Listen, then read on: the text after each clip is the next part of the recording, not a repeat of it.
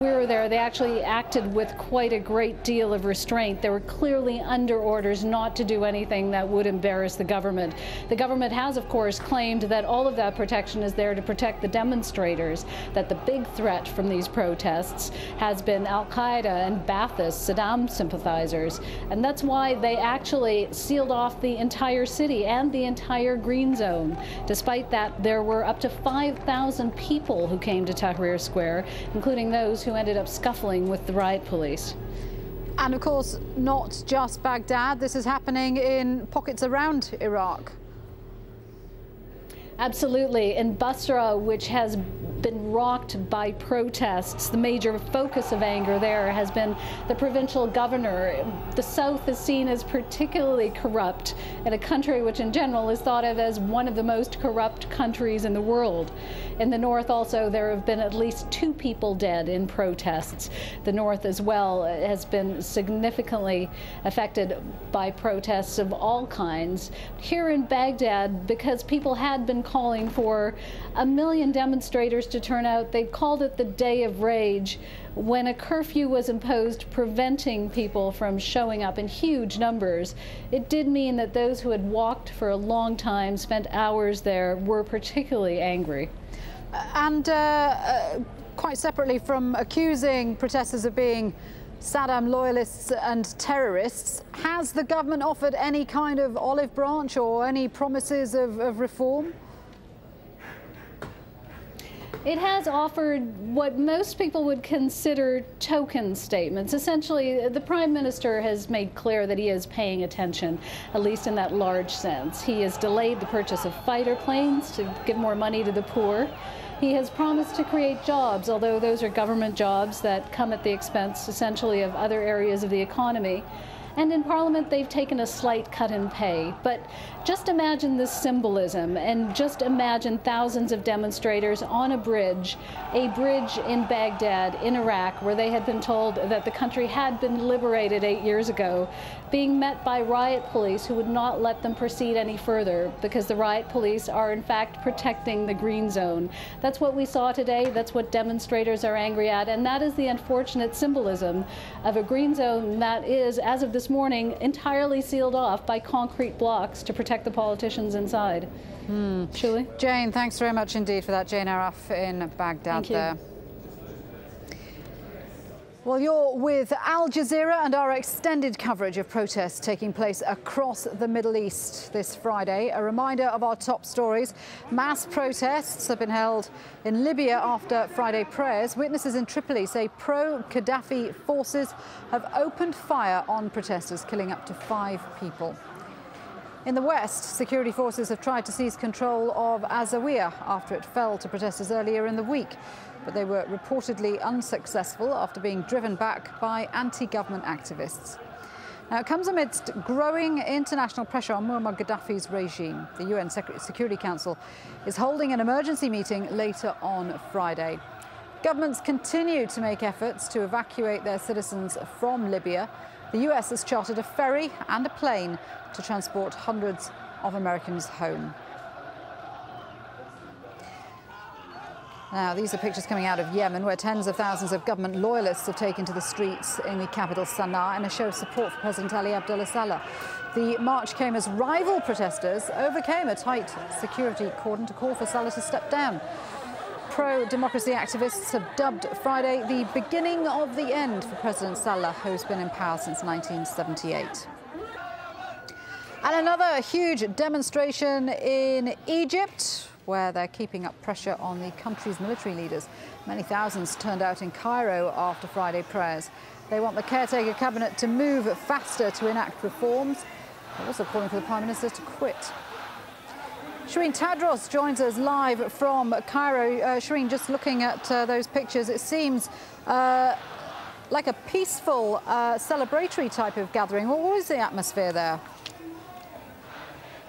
It is. It's a very festive atmosphere, very positive atmosphere, but still people are not happy with the new caretaker government, and especially the composition of it rather than anything that it's done or not done yet. So they feel like the person who in fact picked the new cabinet ministers, Ahmed Shafiq, the Prime Minister, because he himself was picked by Hosni Mubarak during the revolution in a way to pacify the people, they just don't trust that cabinet will enact any of the kind of changes that they want to see. So that is one of the major demands, but there are other demands too by the people in Tahrir or Liberation Square. They want to see the dozens, if not hundreds, of political prisoners freed. Many of those prisoners are in fact in prison incommunicado or without trial because of the emergency law that's been put in place here for decades. And people want to see that lifted, and lifted straight away. They want a date for when that particular law is going to be, they will get rid of it. One of the things we've seen coming out today is a suggestion that the unity we saw between Christians and Muslims during the days of protest leading up to Mubarak's departure is being undermined. What's your assessment of that?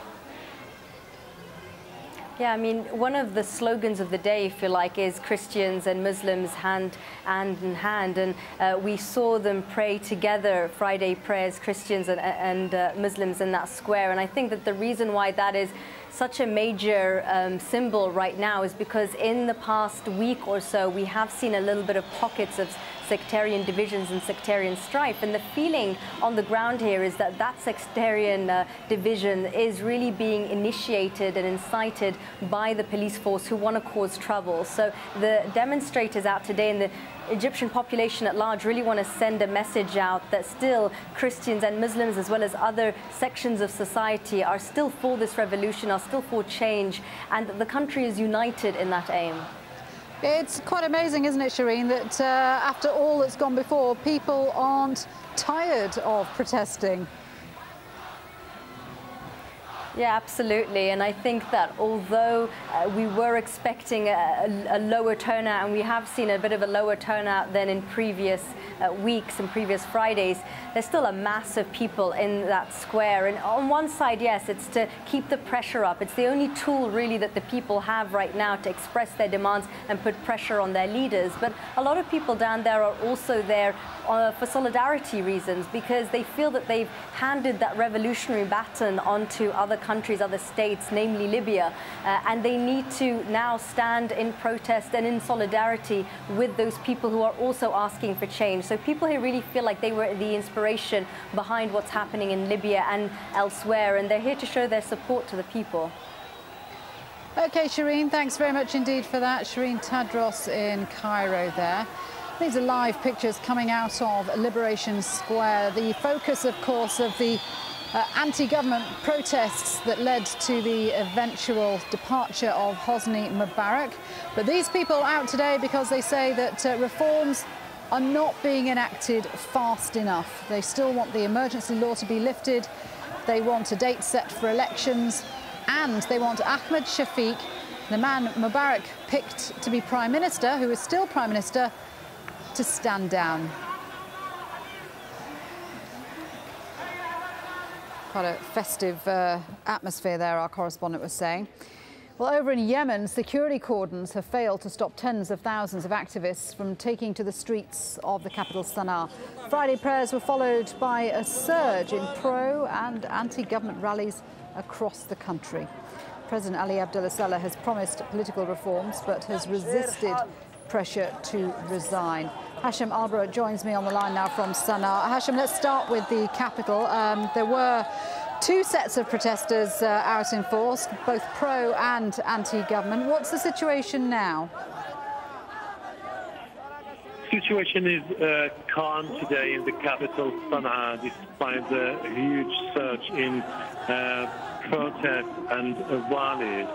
And the reason to this situation is the presence of beefed-up security, army, police across the capital and on the main square to prevent any clashes between the government supporters and the pro-democracy protesters. It was a show by government loyalists who staged the biggest rally so far in the capital, describing the protesters as anarchists. On the other hand, the atmosphere was very festive at the campus of Sana'a University, where thousands of pro-democracy activists are gathering momentum for their call for President Ali Abdullah Saleh to depart.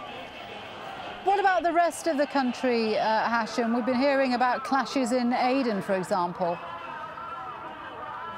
The situation in Aden is very tense. We know that at least 15 pro-democracy protesters were injured in clashes with security forces, and security forces now were asked by the Ministry of Interior to block the main roads and to deploy across the main squares in the city of Aden to put an end to the escalation there. Aden is a stronghold of a secessionist movement which has been calling for about 2 years for the South to break away from the North. However, we also do have huge rallies in the province of Sada, the stronghold of the Houthi rebels. Now they have said that they are joining the protesters and that their fight will be similar to the fight of the thousands of young Yemenis who are asking for an end to the political regime which has been in power for 32 years. Yeah, there's a lot of pressure on the government, isn't there? Because as well as the Houthi rebels in the north, he's also got a secession campaign going on in the south. So it seems that he's beleaguered on all sides. Absolutely, and this is why the government is very concerned about the future of the country. They're saying that we're not similar to Egypt, Tunisia or Libya. We are a country which has been marred by internal conflict, and Al-Qaeda, which is very active in the center of the country, a secessionist movement in the south, and a rebellion in the north. And we allow further marches and rallies in the country that would further erode the power of the state, and Yemen could end up being more independent regions, more anarchy, more tribes taken over. It could just become a bloodshed, a very, very difficult situation in the country. Hashim, thanks very much indeed for that update. Hashim Al in Sana'a there. So, as you can see, a busy day across the region with rallies going on in Sana'a there, as we just saw, and in Egypt, Iraq. Let's go back to Libya now, our top story. Reports of unrest in the capital, Tripoli. And to discuss this further, I'm joined live in the studio by Tarek Youssef, Senior Fellow at the Brookings Institute in Washington. Good to have you with us. Let's talk about international consensus on Libya. We have all these disparate groups, the EU, the UN, NATO, all trying